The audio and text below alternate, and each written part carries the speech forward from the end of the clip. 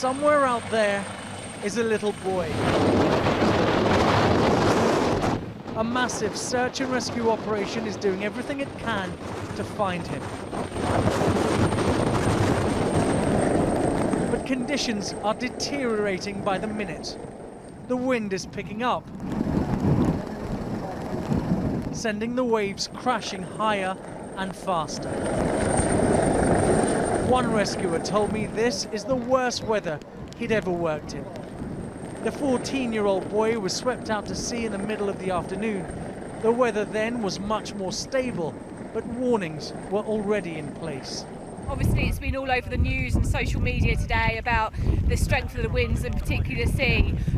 So obviously it's a real concern that people were so close to the waves on a day where the conditions are so bad. When the boy was swept out to sea, the swimming conditions would have been dangerous, but there's absolutely no way of knowing for certain if the storm would have made it worse. But there's no doubt that the conditions have deteriorated so much now that they've certainly made the search and rescue mission much more difficult. From the air, by sea, and supported on land, every possible resource has been thrown into this operation. Every second counts, as it always does, but this time the approaching storm is adding to the desperation. They are horrendous conditions, been described as sort of unprecedented as far as that's concerned.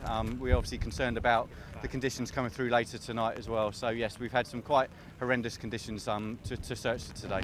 Eventually, after almost 6 hours, the search was called off.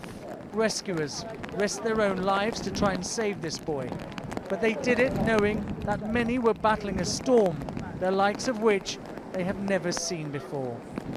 Ashish Joshi, Sky News, Newhaven.